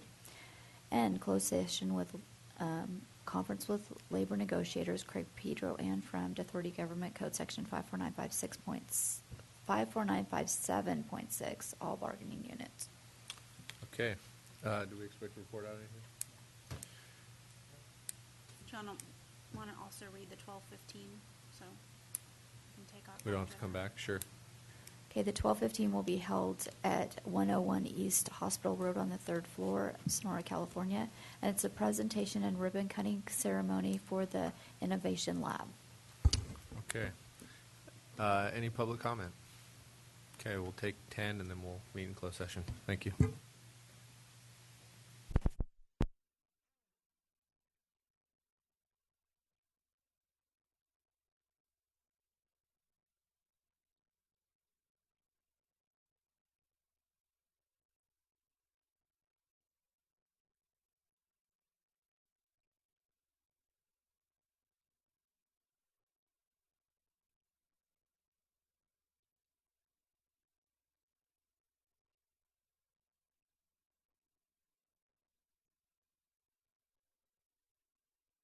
Appointment and our closed session, we have nothing to report. Item 10, we are going to postpone until a later date. Would the clerk please read our 1:30? Public hearing to consider an appeal filed by R.F. Walter regarding a notice of ordinance that was issued for illegal accumulation of hazardous waste and making a determination that violation exists on this parcel and directing the code compliance officer to prepare a final abatement order for the chairman's signature. Staff report. Good afternoon. I'm Sheila Lilly, Senior Registered Environmental Health Specialist with Tuolumne County. You got it now? On January 27th of this year, the Environmental Health Division received a complaint regarding the abandonment of some hazardous waste on a vacant lot located at the end of Fallen Leaf Drive in the Rolling Hill subdivision of Jamestown. Following receipt of the complaint, I performed an inspection of the property, which is owned by Mr. Walter, and did find 10 5-gallon containers to be left on the side of a dirt road that runs through the property.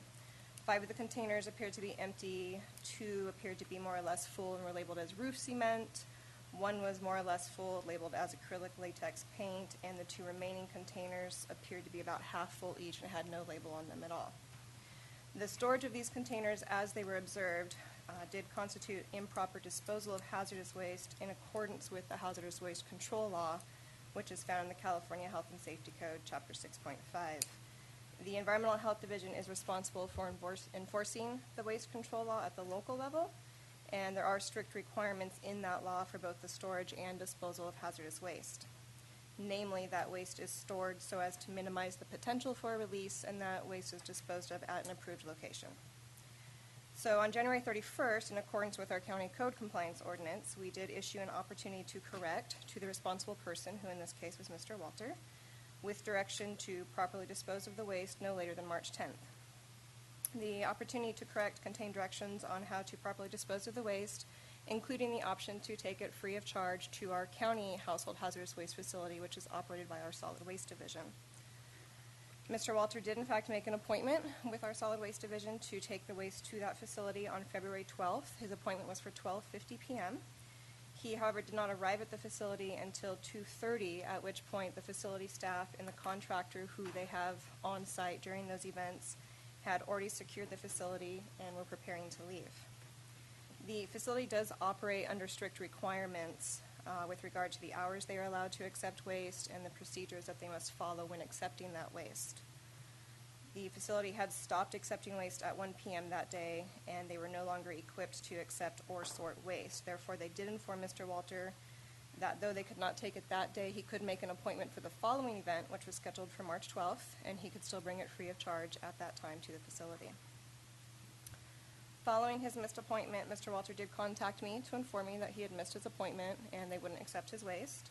He stated that he intended to take the waste out of county for disposal, and when I inquired where he intended to take it, he denied to state.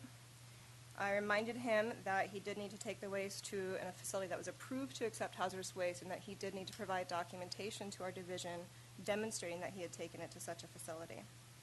He contacted me again on March 10th and stated that he had received a phone call from an individual representing the Tuolumne County Health Department, and that this individual had told him it was illegal for him to transport the quantity of waste that he had, and that he advised Mr. Walter to place the waste alongside his driveway. Mr. Walter stated that he did in fact place the waste along his driveway, and that it was now gone and he had no knowledge of its whereabouts. I told Mr. Walter that I was not familiar with the individual whom he described. However, as stated in the opportunity to correct, it was his responsibility to properly store and dispose of the waste. At that point, Mr. Walter stated that he still had 1 single 5-gallon container of waste, and I again advised him to contact our solid waste division and dispose of it for free at our facility in Jamestown. On March 12th, in accordance with our code compliance procedures, we did issue a notice and order to Mr. Walter for failure to correct the violations within the time frame provided in the opportunity to correct.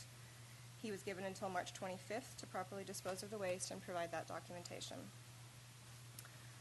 As you know, our code compliance ordinance does allow for an individual to file a written request for appeal of a notice and order, and on March 22nd, Mr. Walter did submit to our division an appeal to that notice and order issued on March 12th. The appeal letter was included in your package for your reference. On March 18th, the Solid Waste Division confirmed Mr. Walter had made an appointment for the April 9th event, and in fact, he did come and dispose of the remaining 5-gallon container of roof cement at the facility on that date. At this time, the location of the remaining waste, which Mr. Walter states disappeared from the side of his driveway, remains unknown. Mr. Walter was provided direction on how to properly dispose of the hazardous waste found on his property in Jamestown, free of charge, on at least 4 occasions. Of the 5 containers originally observed to contain hazardous waste, Mr. Walter can only provide documentation for the proper disposal of 1 container. The remaining 4 containers and their contents are assumed to have been improperly disposed of. At this time, the violation cannot be corrected, and the requested abatement is limited to the imposition of the administrative costs and penalties set forth in the March 12th notice and order, which total $1,403. That amount includes a penalty of $100 and abatement costs of $1,303, which are set by board resolution.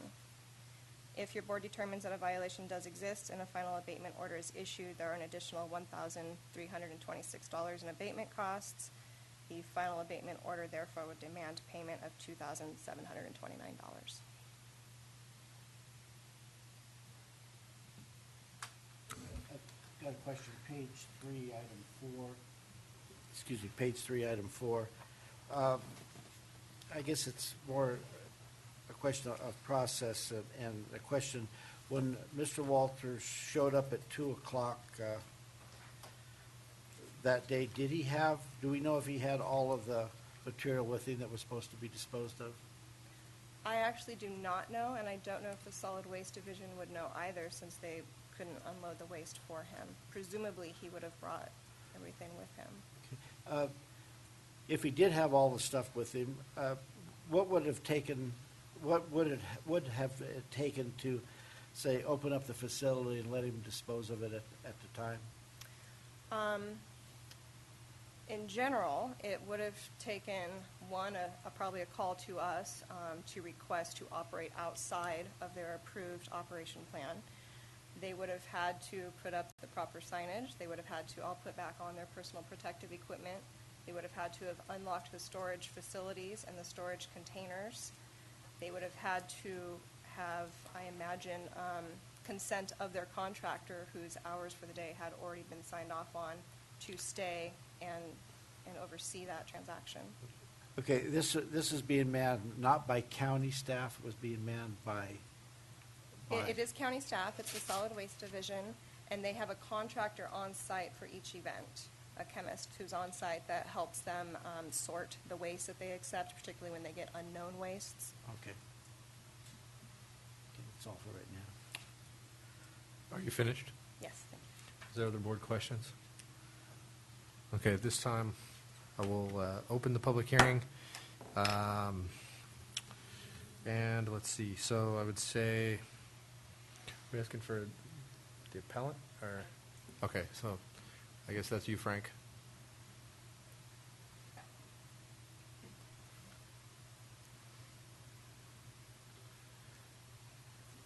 Well, I think what you've been told by Ms. Lilly is pretty much summarizes as near as I know. I don't know that much about it. This property formerly belonged to Stuart Hattler, and I learned that it was going to be foreclosed upon and had him sign a deed deeding the property to me, and then I went and paid the county taxes. I haven't set foot on that property since sometime in the 70s. I've been to all the entrances to block them and put up no trespassing signs. But whoever might have put this out, basically what I got from the health department, I was accused of putting hazardous material out there and storing it. I didn't know anything about it. I told some friends of mine, and one of them, I think, brought it to my house, put it by my driveway, and I'm not physically able to do a lot of these things, and I told different friends, and so somebody came and got it, except that there was one can, which, as she described, I took it out there, and I thought I had the guy's name written down. There's a fellow that is out there and also, I think, represents the health department, and I talked to him, and there's other trespasses on my property there, and he told me that he would take care of it. Now, I don't know whether he has or not. I don't think he's done anything else. If you go in on, I think it's called Woods Way, there's a way of getting in, and I have all these entrances blocked with no trespassing signs after I've learned about this deal. Anyway, you find here's a guy on that Woods Way with a whole bunch of those same kind of containers in his front yard. I don't know whether somebody dumped them on him or they belonged to him. But anyway, I really had nothing to do with it. I don't feel that I should have to pay because somebody trespassed on my property. The most recent thing, a county employee advised me that somebody had cut the fence at the back of the property at a location I haven't been to since in the 70s sometime, from Radovich's property, and then subsequently, the same county employee told me that now the fence has been repaired. So I don't feel I should have to pay for something I had nothing to do with, and I've acquired it by paying the taxes, and I've paid the taxes since. And it just seems like it's not fair to put this burden on me. If there's any questions, I'll try to answer them. Otherwise, thank you. Just a question, Mr. Walters, you don't have any idea who removed those containers from the edge of your driveway? No, I don't. Like I said, I have several friends, and I think there's one who called me and talked to me about it, and I remember that I misplaced his phone number. It started with a 7, which suggests he's from Calaveras County. I think he's a guy from Copperopolis or someplace, and maybe took him to Calaveras County. I don't know. I don't know where they are. Okay, so you have no idea where they were disposed of? I suspect Calaveras County because of what I just told you. But other than that, there was just the one left there, which I took down, and I can't remember this guy's name. She could probably tell you that I met with. The question I asked staff about when you went to the day that you had the appointment but were late, did you have all of the containers with you that day that you went to the solid waste? I had all that I had was there that I knew about. And I was, it said I was an hour late. I thought I was 10 minutes late, but I don't know. So anyway, I took them back home and set them back down. And so like I say, I've told several people, and some of these people are friends or people I've done favors for. Somehow or other, they got hauled off, except for that one.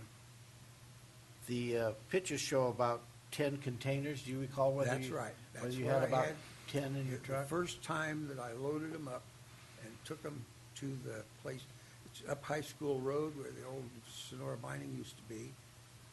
That's what I had. There were 10 of them.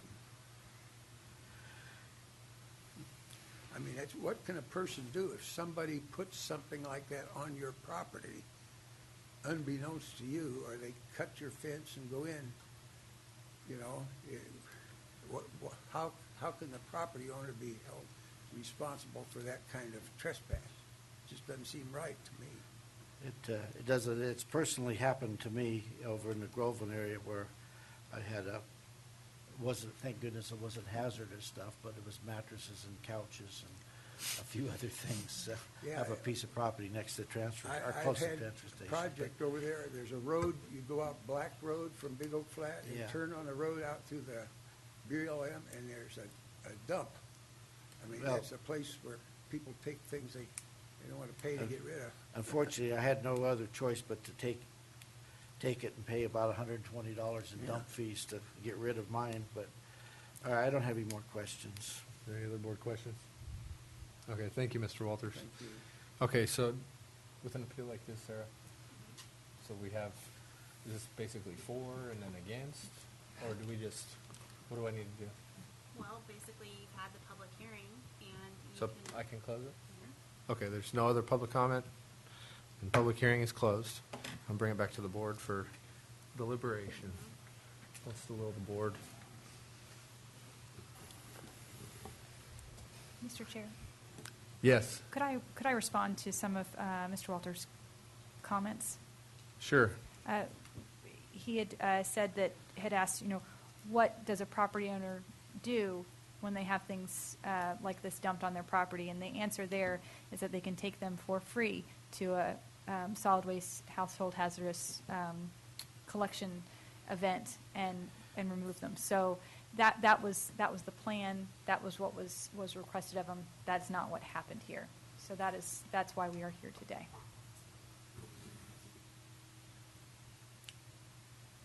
Any comment?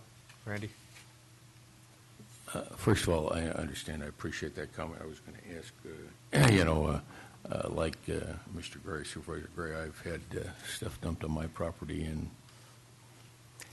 what are you supposed to do? Well, you just have to remove it. I'm sorry, that's what has to be done. But I have a question for staff here, and that is on item 20. Penalties and abatement costs related to this violation currently total $1,403. This includes a monetary penalty and abatement costs for the notice and order. And further down there, you comment about an additional abatement cost of $1,326. What's that for? The waste is gone? The abatement cost is for the final abatement order. That's, No, it's staff time and... sorry, the abatement cost, yes, it covers staff time, the investigation, the... Okay, that's what I wanted to be clear about, what that was. Those amounts are set by board resolution. Okay, well... Say that one again? Those amounts are set by board resolution. Okay, thank you.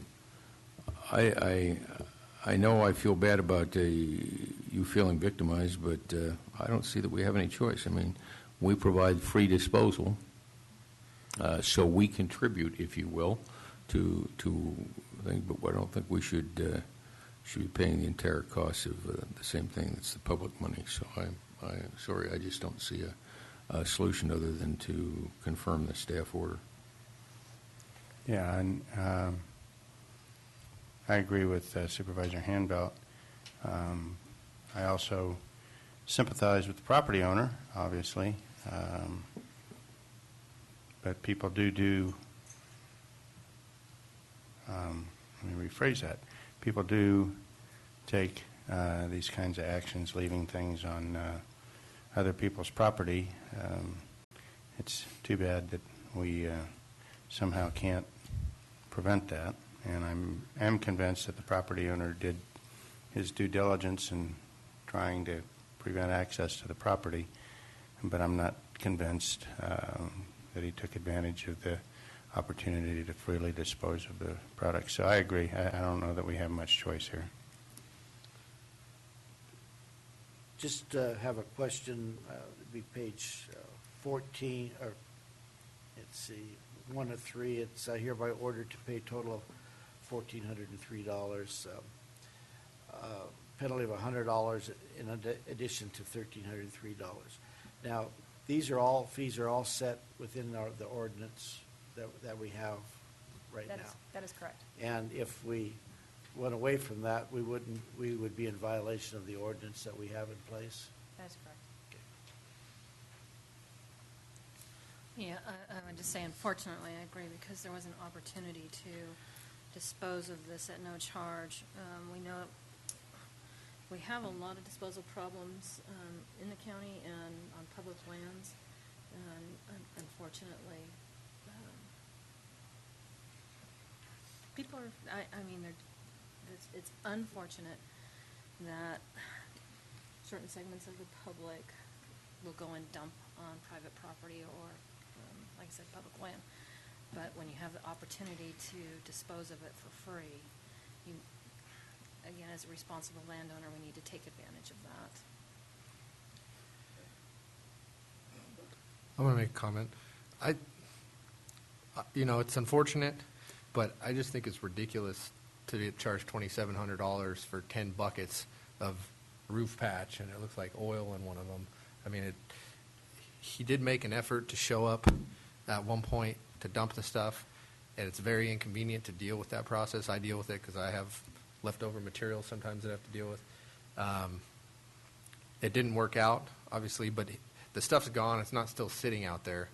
Where it went, that's a little bit fishy, that whole thing, but it's not sitting out there. The people that I have a problem with are people that have, acres of trash. I mean, we could go for a drive and I could point them out all over the place, and it's still sitting there. That's more of an issue to me. And it's just, I think $2,700 for 10 buckets is outrageous. If that was me, I would be, just completely furious having to pay that. If it was somebody that, no offense, was more able-bodied, a younger person that could easily deal with it maybe, but, I couldn't see my grandpa or somebody being able to go easily pick up 10 buckets and carry them out there. And it's just, I don't think we should charge them this. Maybe I could see a couple $100 or something like that would be reasonable in my mind, but I just don't think it's reasonable. So I don't know what we can do with that, but I guess I'm my not gonna- my question, it gets back to the ordinance in place and the fees that are there is, does the board have the power to reduce those charges? Because I've experienced it, I can understand the problem of being a property owner and get dumped on. I'm sorry, but that's just what happens when somebody's dumping on your property. And I think that you guys, you're doing your job. You're doing what needs to be done. We can't turn our backs on this. But again, for the 10 buckets, and I know it takes as much time to do 10 buckets or 10 truckloads. I understand that, but I don't know if we have any wiggle room within that ordinance to reduce the fee. The violation occurred. I believe we have to uphold that. The proof is there. You did your job. It's well documented. But again, looking at the scale of what happened compared to what we have to charge, I'm having a little problem with it. But I don't have an answer for it. Can I add one more thing? Carl and then Randy. This kind of gets to something that's bothered me all along, and I understand that we have county ordinances, and I understand that we understand the rationale behind it all, and that we need to follow the law and all of that stuff, and I'm all on board about that. But all too often, I have felt as a supervisor like my hands are tied in what action I would want this board to take. And a lot of times the cost of doing things is, by ordinance, ends up being prohibitively expensive, out of scale, whether it's a penalty such as this, or it's a special use permit,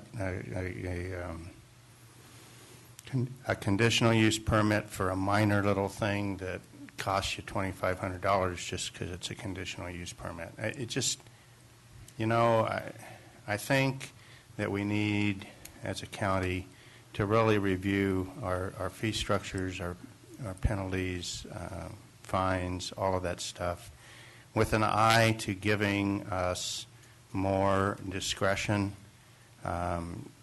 to fit the punishment in the case of a fine to the magnitude of the crime, or fit the price of taking a particular action to the project that's being proposed. I've just been bothered by this all along. Randy. Well, I share that, but that isn't the topic that we have here in my mind. That's a topic for another discussion. We have a situation here, and in my case, the material that's I've had to deal with, it was, quote, dumped on my property. Good news, it wasn't hazardous, but this was hazardous material. It was identified as hazardous material. The staff identified it as hazardous material. There was a dialogue about that, and I just not very feeling very good about not taking that a little more serious than I think Mr. Walter did. So I think you have some culpability in this situation, and while I may or may not agree with my colleagues here, it doesn't make any difference. That's the numbers that are in the code. We have to change the code, and we can't do that today. I just think that if you have hazardous material, you need to be a little more diligent about, one, how you store it and deal with it, and how you and some diligence and expediency in terms of getting rid of it in the right manner. So I just think we have to move forward on this one, and then if you want to change things, then I'm all ears. Anybody got anything else? I just can't see charging $2,700. Whatever the rules say, there's rules and laws, and there's right and wrong, and I just don't think it's right, so I'm not going to.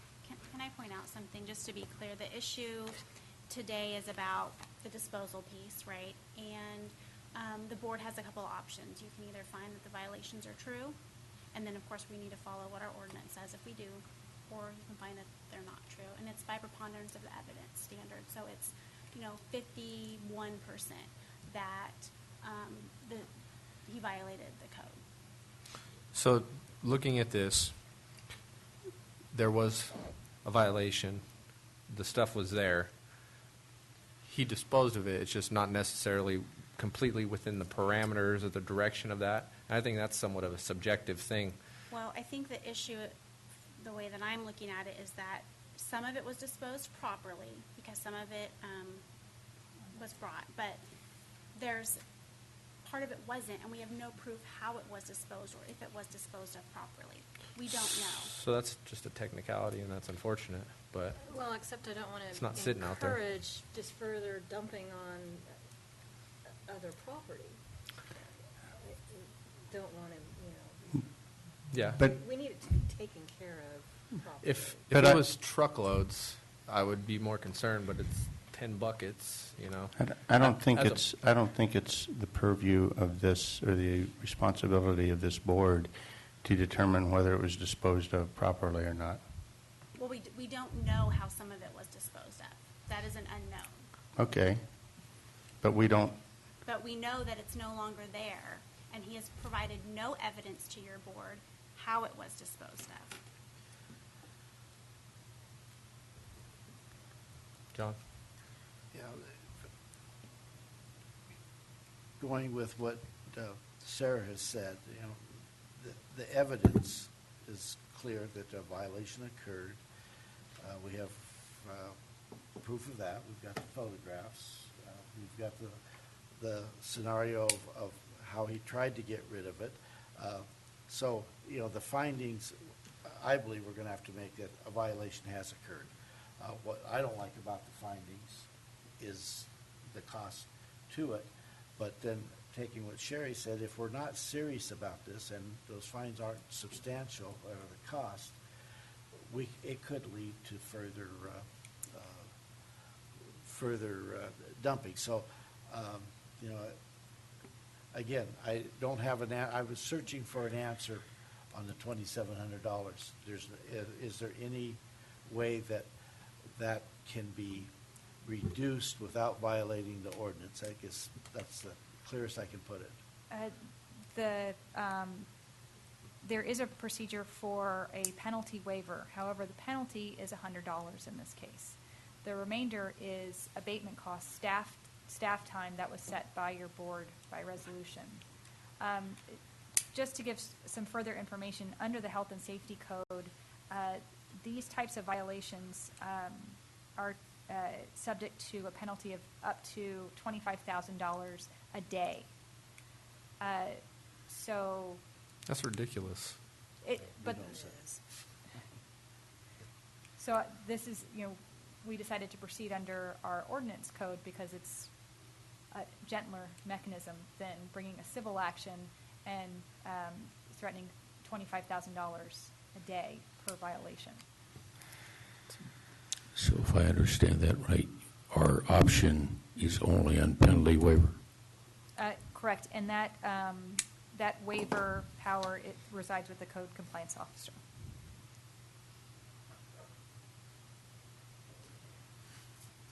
I am more than happy to waive the penalty if that's what the board would like.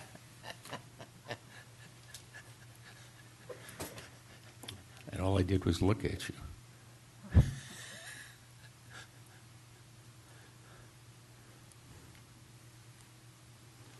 What's the will? it's my district, so I guess I'll move to, just a second, let me get this thing back up here. I'll move on staff recommendation to determine that a violation did occur. I further move to waive the $100 penalty, and the rest as per staff recommendation. Second. Okay, a motion and a second. Does anybody else have a comment? I'll just make one. I'm not going to vote for it. I just don't think it's right. And just because there's technicalities and things like that, I think the reason we have an appeal board is to have some kind of discretion. And, you know, I don't like you said, our board feeling like our hands are tied, so I'm not going to vote for it. So with that, all in favor, say aye. Aye. Opposed? No. No. Okay. So, 3-2.